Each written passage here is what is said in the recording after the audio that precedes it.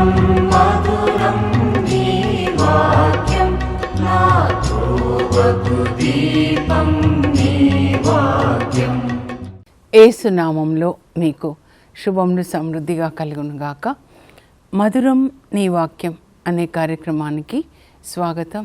ఈరోజు మనం లూకా సువార్తలో 11వ అంశంగా యేసు కరుణామయుడు అనే అంశాన్ని ధ్యానించుకుందాము. మధురం మధురం నీ వాక్యం నా త్రోవకు దీపం నీ వాక్యం. వాక్య భాగము లూకా సువార్త 7వ అధ్యాయం అండి. 7వ అధ్యాయంలో ముఖ్యంగా 3 విషయాలు మనం ధ్యానించుకుందాము.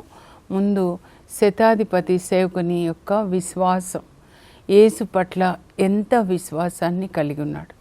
రెండవది నాయను వితంతు పట్ల యేసుప్రభు యొక్క కరుణ, కనికరం. మూడవది మరి సిమోని ఇంటిలో పాపాత్మురాలి పట్ల యేసుప్రభు యొక్క కనికరం. ఈ లూకా సువార్త అంతా కూడా యేసుప్రభు యొక్క కరుణని, కనికరాన్ని మనం చూస్తామండి. పేదల పట్ల, వితంతువుల పట్ల, వికలాంగుల పట్ల ఎంత ప్రేమ ఆయన కలిగి ఉన్నాడు అది అన్నమాట. అందుకే లూకా సువార్త చదువుతుంటే యేసుప్రభు యొక్క హృదయం నుంచి కరుణ తేనె పట్టు నుండి చిప్పిలు తేనెలాగా ప్రవహిస్తుంది. అది వినేవాళ్ళకి మరి తేనె తింటే ఎంత తీయగా ఉంటుందో చదువర్లకు కూడా అంత తీయగా ఉంటుందండి. లూకా సువార్త 6వ అధ్యాయంలో అనేక విషయాలు, పరలోక రాజ్యాంగ చట్టం, దేవుని బిడ్డలు ఎలా ఉండాలని బోధించి ఆయన కఫర్నహూముకి వెళ్తారనమాట. పేతురు వాళ్ళ ఇంట్లో ఉంటారు కదా. అప్పుడు ఈ శతాధిపతి, ఒక శతాధిపతి అంటే 100 మంది సైనికులకి పెద్ద అండి, రోమా సైనికులకు పెద్ద. ఆయన యేసు ప్రభు గురించి వింటాడనమాట. ఏం విన్నాడంటే యేసు ప్రభు అనేక మందిని స్వస్థపరుస్తున్నారు, ఆయన తాకితే స్వస్థత, ఆయనను తాకితే స్వస్థత, ఆయన మాట పలికితే స్వస్థత అని యేసు ప్రభు గురించి చాలా విన్నాడు ఒక అన్యుడు. అంటే మనం ఎంత వినాలండి కదా. విని యూదుల పెద్దల్ని యేసు ప్రభు దగ్గరికి పంపిస్తాడనమాట. ఏంటి అంటే ఈ సందేశాన్ని పంపిస్తాడు. నాకు ఇష్టమైన సేవకుడు పక్షవాతంతో బాధపడుతున్నాడు, కనుక మీరు నా సేవకుడిని స్వస్థపరచాలి అని. అప్పుడు ఆ యూదుల పెద్దలు యేసు ప్రభు దగ్గర వచ్చి శతాధిపతి గురించి వీళ్ళు రికమెండేషన్ చేస్తారనమాట. ఏంటి అంటే ఆ శతాధిపతి చాలా మంచివాడు, మన యూదులని ప్రేమించేవాడు, మన యూదుల కొరకు ఒక ప్రార్థనా మందిరాన్ని నిర్మించాడు, కనుక మీ కృపకి ఆయన పాత్రుడు, ఇప్పుడు మీరు ఆయనకి మేలు చేయాలి. మన కొరకు ప్రార్థనా మందిరాన్ని నిర్మించాడు, ఇంకా యూదులంటే చాలా గౌరవము, ఇప్పుడు వాళ్ళ సేవకునికి బాగాలేదు, పక్షవాతం వచ్చింది, మీరు తప్పకుండా స్వస్థపరచాలి అని వాళ్ళు చెప్పినప్పుడు, యూదుల పెద్దలు చెప్పినప్పుడు యేసు ప్రభు వాళ్ళతో కలిసి బయలుదేరుతారనమాట. శతాధిపతి సేవకుని ఇంటికి బయలుదేరుతారు ఆ సేవకుని స్వస్థపరచడానికి. యేసు ప్రభు యొక్క వినయాన్ని ఇక్కడ మనం చూడాలండి. ఒక అన్యుని సేవకునికి బాగా లేకుండా ఉంటే వాళ్ళ ఇంటికి వెళ్తున్నాడు స్వస్థపరచడానికి. ఇంతకంటే ఇంకా వినయం ఉంటుందా చెప్పండి. ఇంకా ఆ శతాధిపతి అల్లంత దూరాన్ని ఉండగానే శతాధిపతి ఈసారి తన ఫ్రెండ్స్ని పంపిస్తున్నాడు జీసస్ దగ్గరికి. ఏమంటున్నాడంటే పంపించి, ఇదో మీరు నా ఇంటికి రావడానికి నేను యోగ్యుడను కాదయ్యా, మీరు ఒక్క మాట పలికితే చాలు నా సేవకునికి స్వస్థత కలుగుతుంది. ఎందుకంటే నా క్రింద 100 మంది ఉన్నారు సైనికులు, నేను రమ్ము అంటే వస్తారు, పొమ్ము అంటే పోతారు, నాకు విధేయిస్తున్నారు, ఎందుకంటే నాకు వాళ్ళ మీద అధికారం ఉంది. మీకు ఈ విశ్వం అంతటి మీద అధికారం ఉంది, మీరు విశ్వదాత్రికి రాజు, సర్వోన్నతుడు, సర్వాధికారి, సార్వభౌముడు.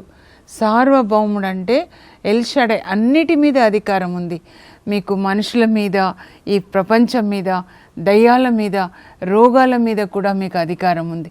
మీరు ఒక్క మాట పలుకుతే ఇక్కడ నా సేవకునికి స్వస్థత కలుగుతుంది అని తన ఫ్రెండ్స్ ద్వారా చెప్పి పంపిస్తాడు.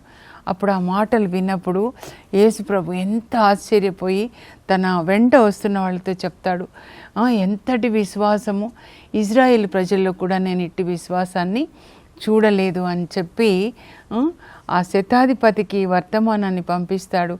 నీవు విశ్వసించినట్లు జరుగునుగాక.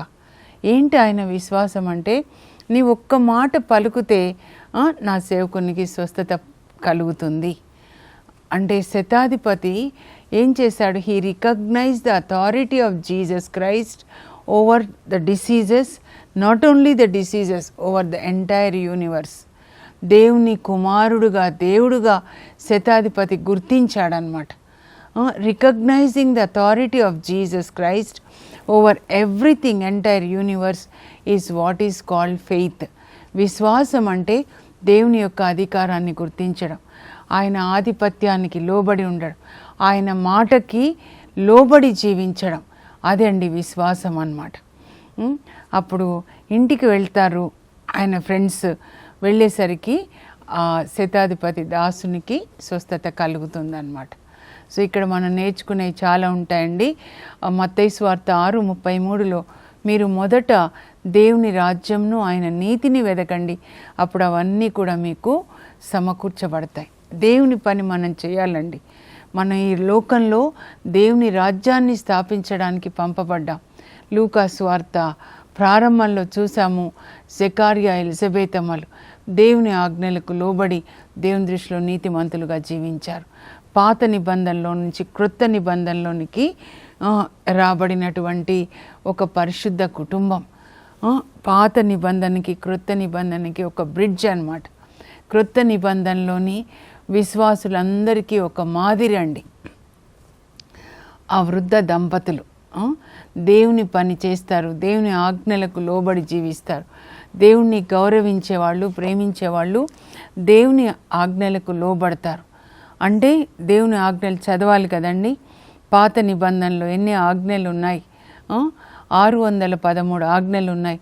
నిర్గమకాండం 19 నుంచి, నిర్గమకాండంలో తర్వాత లేవియ కాండం, తర్వాత ద్వితీయోపదేశ కాండం, వీటన్నిటిలో కూడా ఆజ్ఞలు ప్రతి ఒక్కటి శ్రద్ధగా చదివి విధేయించారన్నమాట. అలా దేవుణ్ణి గౌరవించే విధానం అండి.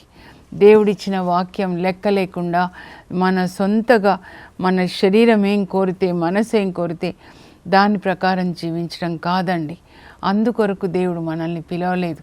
ఈయనను మెచ్చుకుంటున్నారు. ఇంకా మీరు మత్తయి సువార్త 8లో చూస్తే ఎంతటి విశ్వాసము అని చెప్పి, దేవుని యొక్క రాజ్యంలో ఇలాంటి వాళ్ళు అబ్రాహాము, ఇస్సాకు, యాకోబుల పంక్తిలో కూర్చుంటారు. అన్యులైన వాళ్ళు వాళ్ళ విశ్వాసాన్ని బట్టి అబ్రాహాము, ఇస్సాకు, యాకోబుల పంక్తిలో కూర్చుంటారు.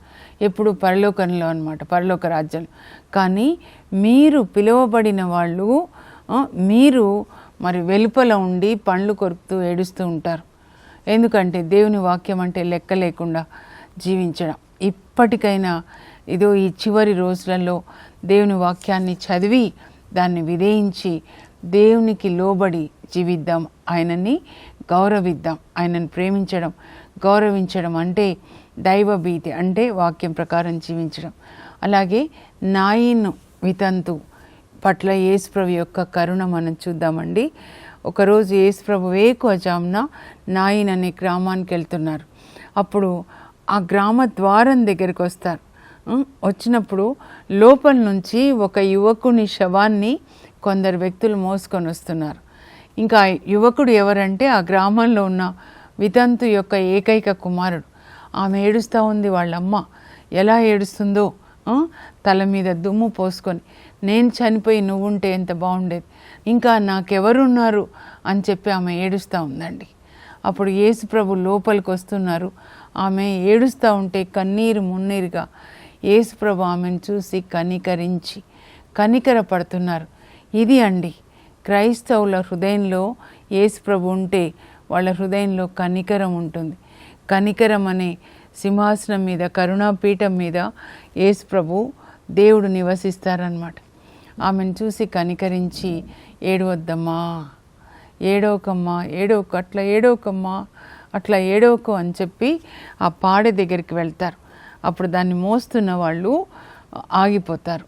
అప్పుడు యవ్వనుడా లెమ్ము అని నీతో చెప్తున్నాను అనగానే ఆ యవ్వనుడు లేచి కూర్చుంటాడండి. అప్పుడు ఆ బాబుని, ఆ యవ్వనుణ్ణి వాళ్ళ తల్లికి ఇస్తారమ్మా, ఇదిగో నీ కొడుకు. ఆ తల్లికి ఎంత సంతోషం అండి.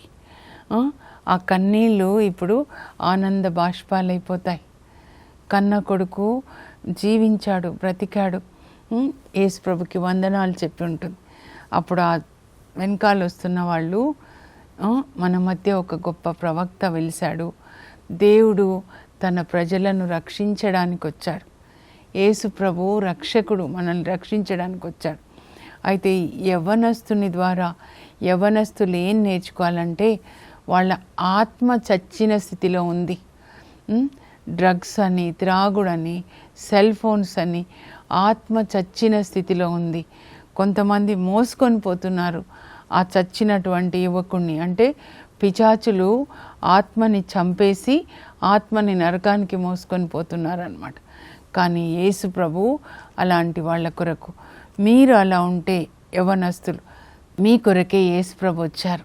మీ తల్లులు ఎంత ఏడుస్తున్నారో, ఇలాంటి ఆత్మలో చచ్చిపోయిన యవ్వనస్తుల్ని బట్టి మీ తల్లి ఎంత ఏడుస్తుందో, మీ తండ్రి ఎంత ఏడుస్తాడో. ఎఫెసీ 2:2 పౌలు రాస్తాడు, మనం ఆత్మలో చచ్చిన వారమై ఉండగా దేవుడు యేసుక్రీస్తు ద్వారా మనల్ని బ్రతికించాడు. యేసు రక్తం, యేసు వాక్యం వెళ్ళినప్పుడు మరలా మనకి జీవం. ఎండిన మొద్దు ఇప్పుడు వర్షం పడినప్పుడు మరలా చిగురిస్తుంది, మరలా క్రొత్త జీవితం. మరణించిన వారిని లేపి, శరీరంలో మరణించిన వాళ్ళని కాదండి, ఆత్మలో మరణించిన వాళ్ళని లేపి నూతన జీవితాన్ని ఇవ్వడానికి ప్రభు వచ్చారు. కనుక యవ్వనస్తులకు నేను చెప్తున్నాను, మీరు యవ్వనంలో బైబిల్ గ్రంథం చదువుకోండి. దావీదులాగా 119వ కీర్తన 11వ వచనంలో దావీదు అంటాడు, యవ్వనస్తులు ఎలా పరిశుద్ధంగా ఉంటారు, నీ వాక్యాన్ని హృదయంలో దాచుకొనుట వలననే కదా. నీ వాక్యాన్ని హృదయంలో దాచుకోవాలి. రాత్రంతా కూర్చొని నీ వాక్యం నేను చదువుకొని ధ్యానిస్తానంటారు. 119లోనే 148వ వచనంలో దావీదు చెప్తాడు. అలా రాత్రి కూర్చొని వాక్యాన్ని ధ్యానించుకొని దినంలో దేవుని స్తుతి పాటలు పాడుతూ 7 సార్లు ప్రార్థన చేస్తూ ఆ గొర్రెలు కాచుకునే అబ్బాయి దేవునికి ఇష్టమైన అబ్బాయిగా ఇజ్రాయెల్ దేశానికి రాజు అవుతాడు. అంతేకాదు 20 తరాలు ఆయన కడుపులో పుట్టిన వాళ్ళు ఆయనతో కలిపి, ఆయన తర్వాత 19 తరాలు ఇజ్రాయెల్ దేశాన్ని పరిపాలిస్తారు. యేసు ప్రభు కూడా ఆ వంశంలోనే పుడతాడండి. దానియేలు, అతని 4 స్నేహితులు, మీరు దానియేలు గ్రంథం చదవండి యవ్వనస్తులు. ఎంతసేపు తినాలి, ఇంట్లో ఫుడ్ వద్దు, అమ్మ చేసిన ఫుడ్ వద్దు, హోటల్స్లో తింటారు, లేకపోతే ఇంటికి ఆర్డర్ చేసుకుంటారు. తినడము, త్రాగడము. ఏమైపోతుంది మీ జీవితం? యోసేపుని మాదిరిగా తీసుకోండి, దానియేలు అతని స్నేహితులని మాదిరిగా తీసుకోండి. పరిశుద్ధంగా జీవించండి. ప్రతి వ్యక్తి తన దేహంను పరిశుద్ధముగా గౌరవంగా కాపాడుకొనుట తెలుసుకోవాలి. 1 తెస్సలోనిక 4వ అధ్యాయంలో 3-4 వచనాల్లో పౌలు రాస్తాడండి, మీరు జారత్వమునకు, భోగవాంఛలకు దూరంగా ఉండాలి అని దేవుని యొక్క చిత్తం మీ విషయంలో. ప్రతి వ్యక్తి కూడా తన శరీరాన్ని పరిశుద్ధముగా గౌరవనీయంగా కాపాడుకోవాలి. అపవిత్రతలో జీవింపమని దేవుడు మిమ్మల్ని పిలవలేదు, పరిశుద్ధంగా జీవించమని ఈ లోకం నుంచి మిమ్మల్ని ఎన్నుకున్నారు. మీరు దేవునితో కనెక్ట్ చేయబడి అనేకులను మీరు దేవునితో కనెక్ట్ చేయండి. That is your calling. You are the treasure of the church, you are the pillars of the church. చర్చి యొక్క ఆస్తి ఈ పెద్ద పెద్ద కట్టడాలు కాదు. యవ్వనస్తులారా, మీరే ఫ్యూచర్ హోప్. కనుక మీ దేహాన్ని దేవునికి సమర్పించుకొనండి.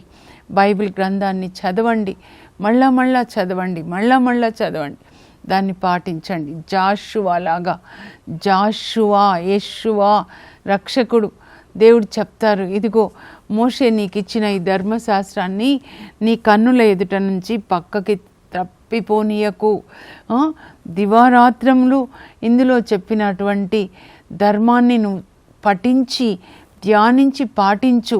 అప్పుడు నీ వెళ్ళిన చోటల్లా నీకు జయం. దేవుడిచ్చే జయం ఇంతేనండి. వాక్యాన్ని పఠించాలి, ధ్యానించాలి, పాటించాలి.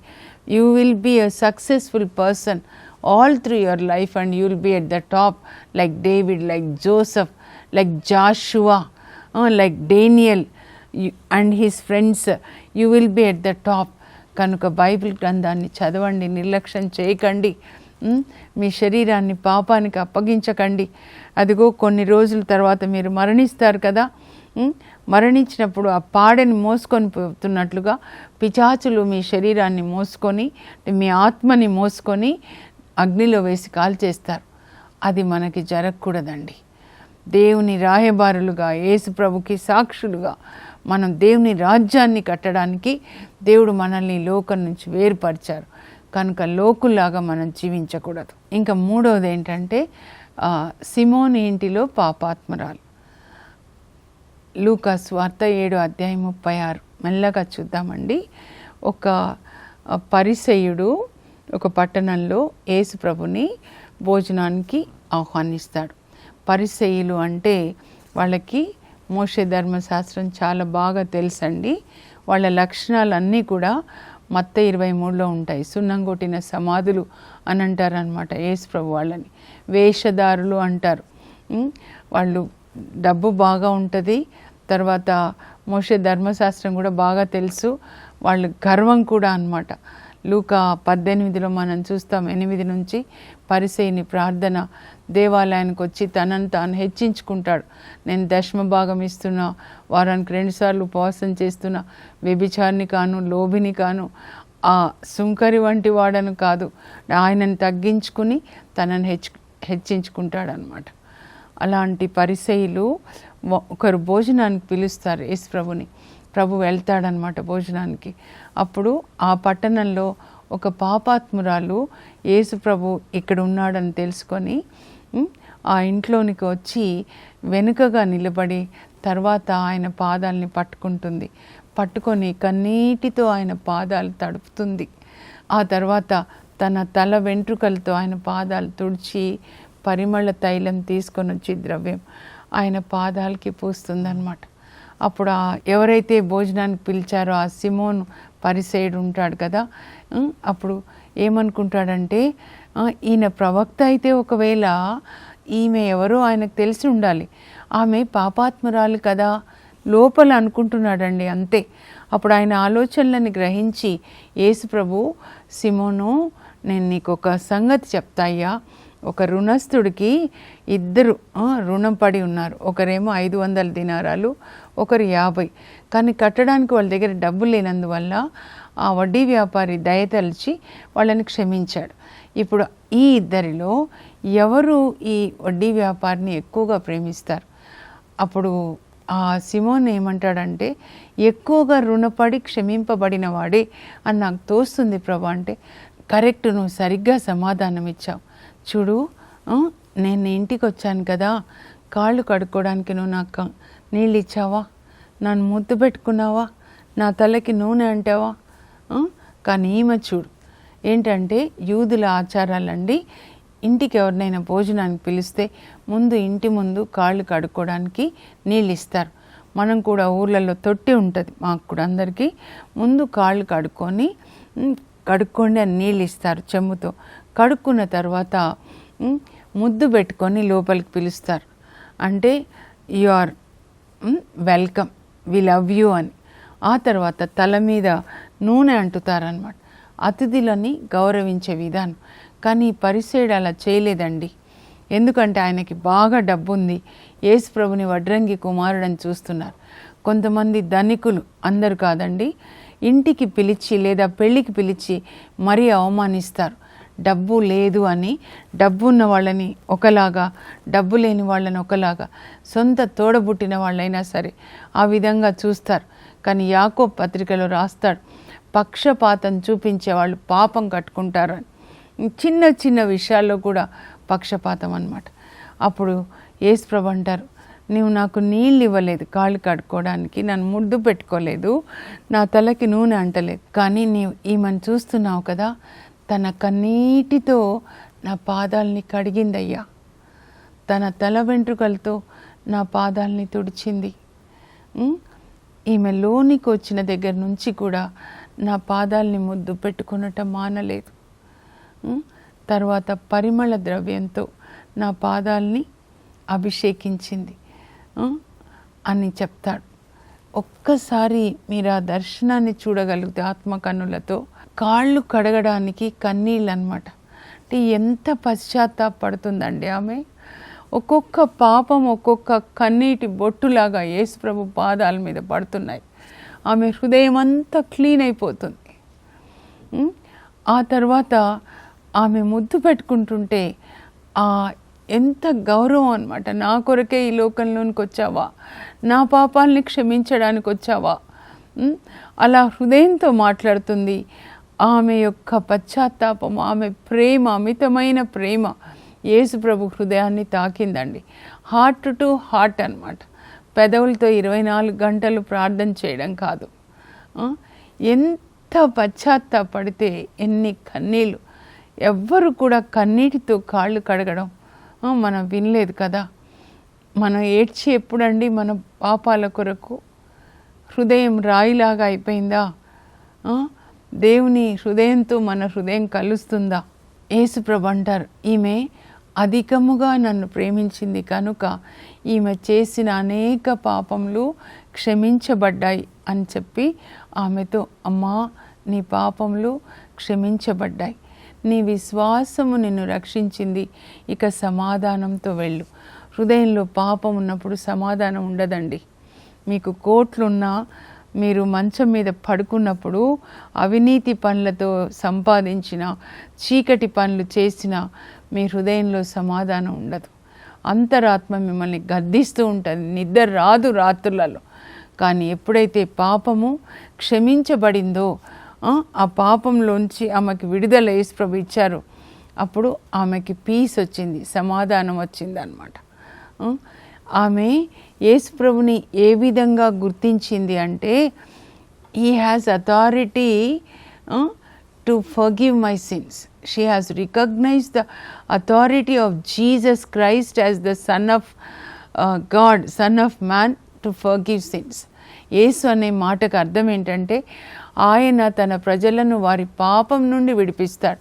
మనం యేసు ప్రభు దగ్గరకు పాప క్షమాపణ కొరకు వెళ్ళాలండి. నూతన నిబంధనలో 2 ఆశీర్వాదాలు చెప్పాను. ఒకటి ఫర్గివ్నెస్ ఆఫ్ సిన్స్, రెండవది హోలీ స్పిరిట్ బ్యాప్టిజం. ఇప్పుడు మనం అందరము ఆ పరిశుద్ధాత్మ అభిషేకాన్ని పొందాలి. యేసు ప్రభు తండ్రి దగ్గరికి వెళ్ళి తన రక్తం ఇచ్చి, వాళ్ళిద్దరు ఒప్పందం ప్రకారం, నిబంధన ప్రకారం తండ్రి దేవుడు యేసు ప్రభు రక్తాన్ని తీసుకొని మన పాపాలని క్షమిస్తారు.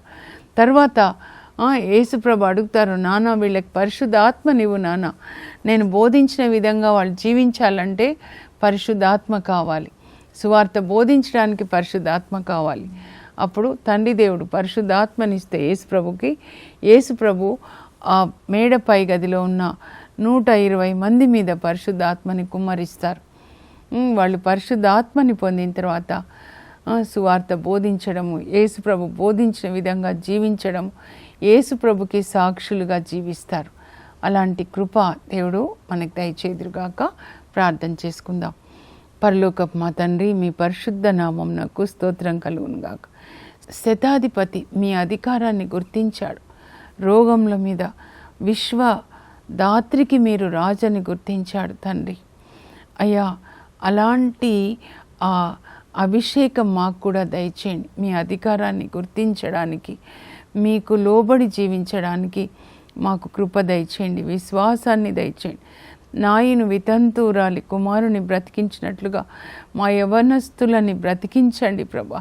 పాపంలో మరణించిన బిడ్డలందరినీ కూడా మీరు బ్రతికించి మీ సేవలో సాక్షులుగా పునీత అగస్టిన్ గారిని ఎట్లా వాడుకున్నారో అలా మా పిల్లల్ని వాడుకోండి. అలాగే సిమోని ఇంట్లో పాపాత్మురాలు పశ్చాత్తాపడింది ప్రభా, కన్నీటితో మీ పాదాలని కడిగింది, క్షమించమని అడిగింది తండ్రి. అయ్యా, మాకు కూడా అలాంటి పశ్చాత్తాపం దయచేయండి. మా హృదయాలు బండపట్టిపోయినాయి రాయిలాగా తండ్రి. ఆ రాతి గుండె మాంసపు గుండెగా మార్చండి. మా మనస్సాక్షి మీ రక్తంలో కడగండి యేసయ్య. పశ్చాత్తాపడడానికి మాకు మా పాప స్థితిని మాకు చూపించండి పరిశుద్ధాత్మదేవా. నాయన మేము పశ్చాత్తాపడి పాపాలని విడిచిపెట్టి ప్రభా అయ్యా పాప క్షమాపణ పొందడానికి మీ నుండి యేసయ్య పరిశుద్ధాత్మని పొంది మీకు సాక్షులుగా జీవించే కృప మా అందరికీ దయచేయండి తండ్రి. యేసు నామంలో అడుగుచున్నాం తండ్రి, ఆమేన్. మనందరం కూడా యేసు ప్రభు నుండి పాప క్షమాపణ పొంది యేసు రక్తంలో కడగబడి పరిశుద్ధాత్మని పొంది యేసు ప్రభుకి సాక్షులుగా జీవిద్దాం. God bless you. Have a blessed day.